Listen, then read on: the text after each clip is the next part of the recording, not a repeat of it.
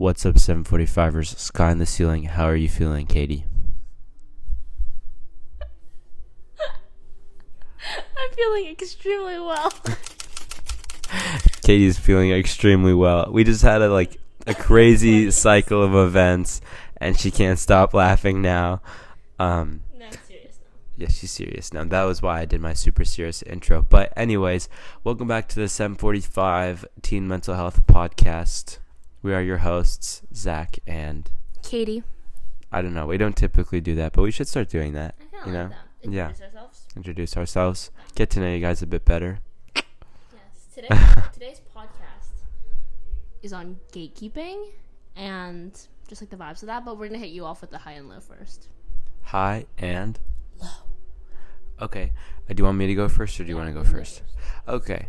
My high is that it's spring break, and I actually have so many goals over spring break, and I think they're actually super attainable, and so I'm super excited for that. My high is that I just finished After Henry. I'm starting East of Eden, and I have a lineup of really good books that I'm really interested in reading that weren't originally on my lineup and weren't recommended by people, but they're books that have been mentioned in other books, so they're guaranteed successes. So I'm excited about that. My low today was that I got the book I did not like was Tender as the Night by F. Scott Fitzgerald. I read it.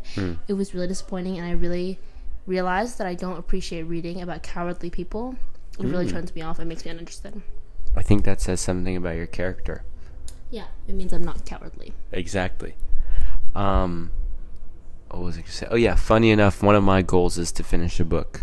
The Alchemist by Paulo Coelho, I think. Don't dox me, but I recommend everyone reads it. It's about your own personal journey and desire, but it's actually a fiction.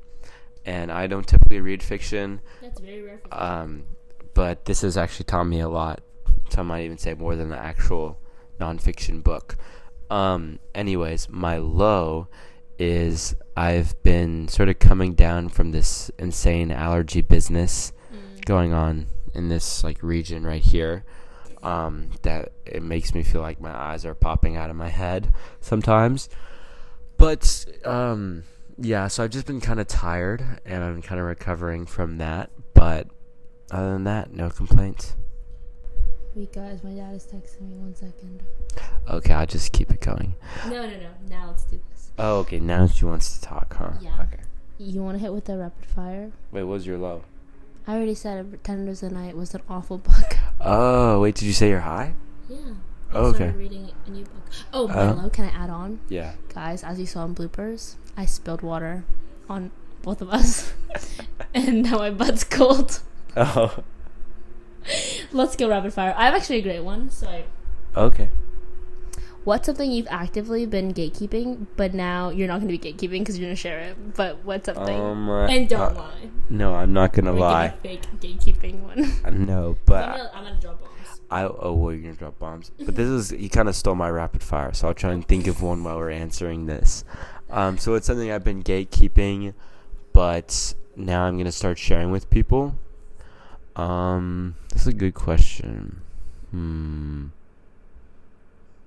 you want to go first so I can think about it a little bit? Yeah. Well, the audience for this one is not like Zach, but some of you will appreciate what I'm about to drop on you. To you basic and shallow level Lana Del Rey listeners, listen to what I'm saying. I've gatekept some of these songs because I don't want everyone else. I don't want this to get TikTokified. Not that we're going viral anytime soon, but fire songs. First of all, fire album that's so underrated is Lust for Life. Also, fire album that's underrated is Born to Die but Paradise Edition. Within Born to Die Paradise Edition, Blue Velvet is beyond the most litest song ever. It's such a vibe, booster. You gotta listen to it. And I also highly recommend listening to just the whole album from start to finish without shuffling, just in order, because it's supposed to be sung that way. Also, another fire album that everyone forgets for some reason is Blue Banisters. Listen to that. It eats beyond everything, and nobody appreciates it the way it should be appreciated. And hopefully that gave Zach enough time to think of something that he gatekeeps.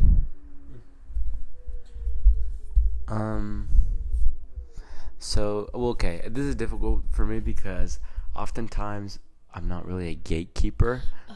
I'm more of like a spreader. And because what's nice about spreading it is like you kind of are like the cool guy because you found it first or whatever. It's like niche when you got it. And then you're kind of like spreading the wisdom. So would you say you have a strong stamp? Hmm? You don't know this, like the... Okay, let me explain. Basically, some people have strong stamps. Like, you know how people say, like, oh, the dollar is strong, like, compared to, like, yen. Like, the dollar is standing strong. Yeah. Some people have, like, a standing strong stamp, in which many of the things they recommend end up being great things. Some people have strong stamps. I have a mid stamp, I would like to think. Like, what I don't give out a lot of stamps. I mean, I give out generally more than maybe Zach does. But the things I do give out might be good or bad. But Zach, I think you have a strong stamp. Oh, thank you. Anyways, keep going. Yeah, because also typically like I don't particularly like it when like I'm getting advice when I don't ask for it, and I tend to find that most people don't like it either. So I'm typically one to kind of just stay in my own regards until I'm like asked for advice. But one thing, well, I guess I've been preaching this for a while, but what's really funny is like ever since the ban of TikTok, it's kind of becoming more into fruition, is the hopping off social media less. And so maybe I'll start preaching that some more. You don't preach it enough. I feel like I haven't preached it that much really recently. I hear it often. Okay, so maybe not.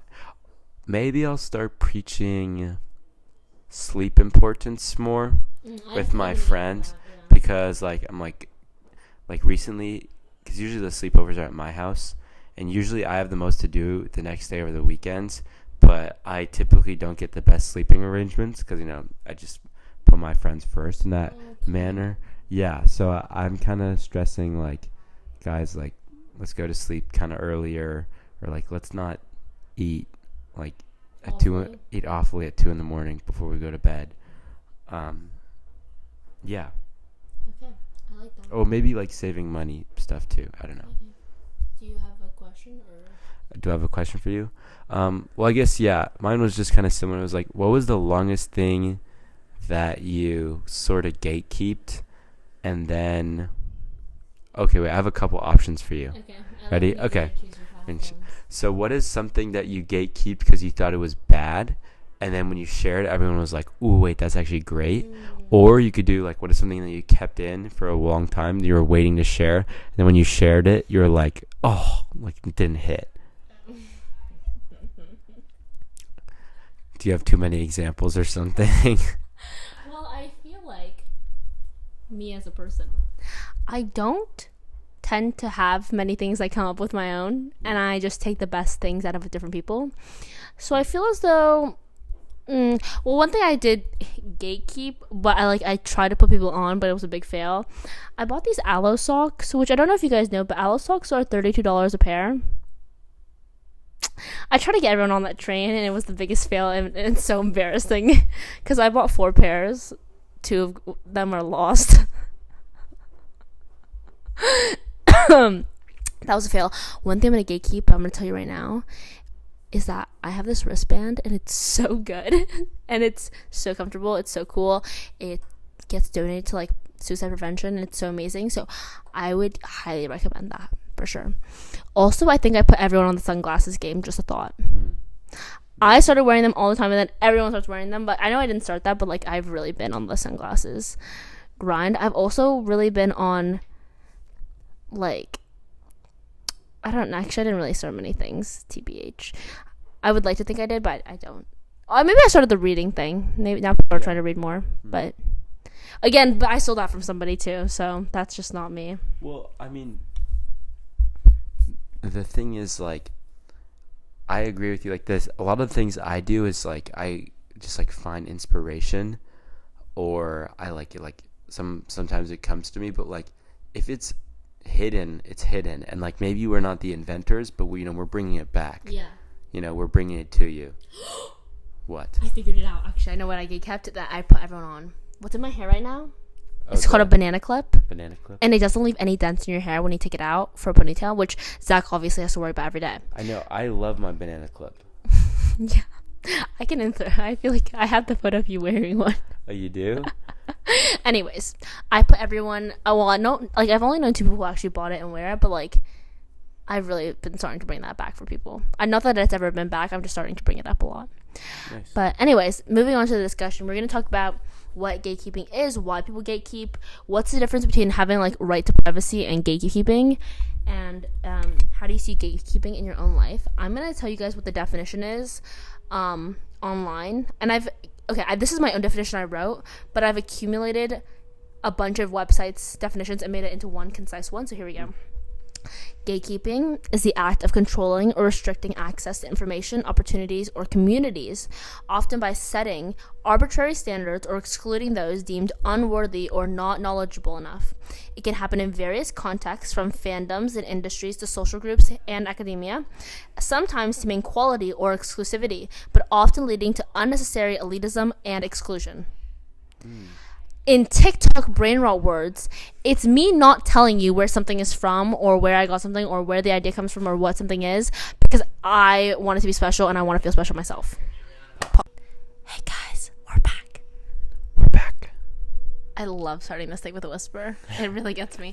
Anyways, as we were saying, yeah, I don't know. I think the whole gatekeeping thing is just like in a fight to like be special and keep the special to yourself, and I think it's a little bit selfish. I agree. I think that, like, I think it is, in, like, the grand scheme of things, like, it's selfish to keep something because you're afraid that someone's going to take it and sort of outdo you. Mm-hmm. But in the grand scheme of things, you're the one who, like everything is going to be outcompeted. So like, let's say you share, then someone outcompetes you, and then someone's going to outcompete that guy. Mm-hmm. But none of it would be done without you, or the guy who outcompetes you, or the guy after that, blah, blah, blah, like that, if that makes sense. Yeah. Right? I understand keeping things to yourself, and that's like, I guess it's fine. But I think there's a balance between sharing things that you love and doing that. And I think you should be, there's a balance, like there's a middle, but you should be more towards sharing, because it's almost an act of love to share things that you like and are passionate about. And I think when you're comfortable enough to share with somebody, or you want to, like, you love somebody when you want to share your interests and your loves with them, and you're not afraid about the competing thing because you just want them to be as happy about it as you are. And I think that's important. And you can choose to participate in that or not, but I think that's like an important part of relationships and being friends with people. Wow, that's really deep. I also now realized you inspired me actually by sharing that you probably love the thing equally as much if you want to share it a bunch. It's probably something you're super passionate about because it makes you so happy that you think, oh, this should probably make everybody else so happy.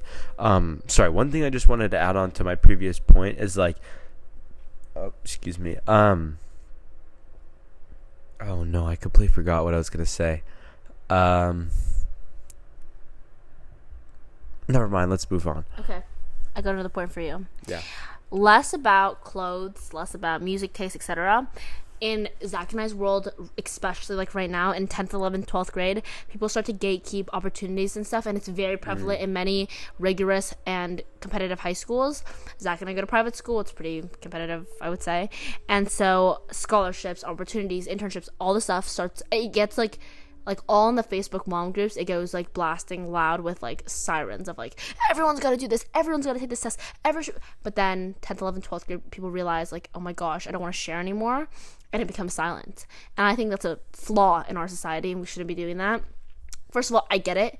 Self-hunger, like that need for yourself I get it, but I think that's just not very nice, and I think you can put yourself about that, and then my mom was like, oh, that's not how the world works.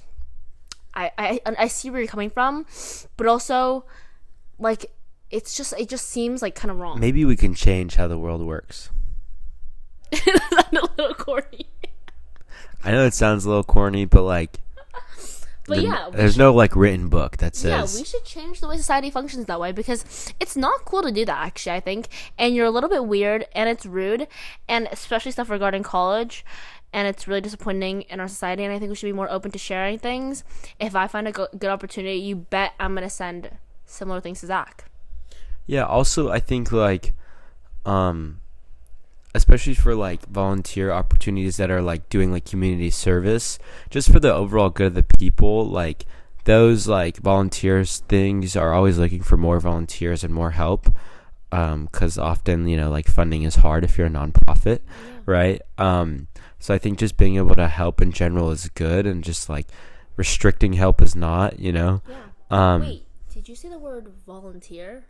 Where can you guys volunteer? Great segue. So, Zach and I had the Grand People Project. We go around to assisted living homes around Los Angeles, and we host big events. You can follow at the Grand People Project on Instagram, and there are links and QR codes and a bunch of Google Forms and stuff so that you can sign up to be a volunteer with us and come hang out with us and the grander generation, because they're great. We're trying to bridge that generational gap because there are connections and wisdom that we can pass on to each other, and it's going to be great. Go do that. Yeah, and I was just about to say, actually, if you can't find volunteer opportunities because they're being quote unquote restricted, just make your own, or just do your own things. You don't have to be a part of this big organization. Oftentimes, if you reach out and you really show that you're like passionate about this thing, they'll let you do it. And oftentimes that means more than just kind of, because they're not going to say like, no, we don't want you to volunteer. Yeah. They're not just going to say like, they're not going to say no. They're not going to say like, we don't want your kindness. Yeah. So exactly. I think that's important. Also, like, I mean, it's especially right now, like I know we were talking about this earlier, like all these summer programs and stuff. I think there's a very small group of people who know about it because nobody wants to talk about it. So I've been kind of not helping the people who want to hide it and telling everyone in the world about them. And so I sent Zach like 100,000 links to where everyone else is applying, and I don't even care, because it's important to just spread the news. Yeah, and also like sometimes competition is good, you know. It really makes you work hard, and like really shows you like, how badly do you want this, and do you even want this in the first place, you know. And it's competition is actually kind of just like a natural selection kind of ordeal. And so, yeah, and if you're worried about, well, it's going to be hard, well, you know, by the end of it, you'll be doing something you didn't think you could do before. Yeah, and not to be harsh or blunt, but if it's one of these things and you can't win fair and square, do you even deserve it in the first place? Yeah, I kind of agree with that. 'Cause, yeah, think about it, like, what if the next Einstein was, like, alive right now, but he just didn't have the opportunities. Exactly. Yeah. So sharing is caring for all things in this life, especially opportunities, internships, and just, I don't know, like places to grow. And I think that's important. But like less deep things, like a little bit more superficial music wise and stuff, I understand why you might gatekeep, and I can see that because you want that to be your own thing. But again, show with what you love. Yeah. I think also like, yeah, I think, yeah, sometimes gatekeeping is understandable, and in some sorts it's like, if something is like super personal just to you, and I guess it wouldn't have like a positive or negative impact, you just like have a deep connection to it and you don't really want it to be like spoiled, like baby names. Baby names? Yeah, like a lot of people get mad like oh yeah, when people copy their baby names. So that's like something that like doesn't add or defeat anything, but if it's sentimental to you, it's sentimental to you. Yeah. Oftentimes what I find is like, well, like usually I'm not just like spouting about the music that I'm listening to my friends. I mean, like every once in a while I'll be like, blah, blah, blah. But like oftentimes I find that like they're listening to the same music I am. So even if I do think it's like underground or niche, like at one point and another they'll get to it. And that's okay because you show what you love. Yeah. And it's always even if you're worried about like people like ruining it, or like because it's like now like everyone knows it's not as cool, like it's always cool being the person who got to it first, or just like it's like, oh, I was on the train. Or even if even if an artist is already popularly discovered, I always try and find like a good niche song that like, it's usually, whenever I'm listening to a new artist, I always skip to their third song on their profile, and then I go from there. I like that. Yeah, that's just a little tip that I'm not going to gatekeep anymore. Awesome. That's great. Do you have anything else to add? Follow the Grand People Project because we're going to be huge. And follow the 745 podcast on Instagram and TikTok. Keep on keeping on. Keep on keeping on. Love you. Bye-bye.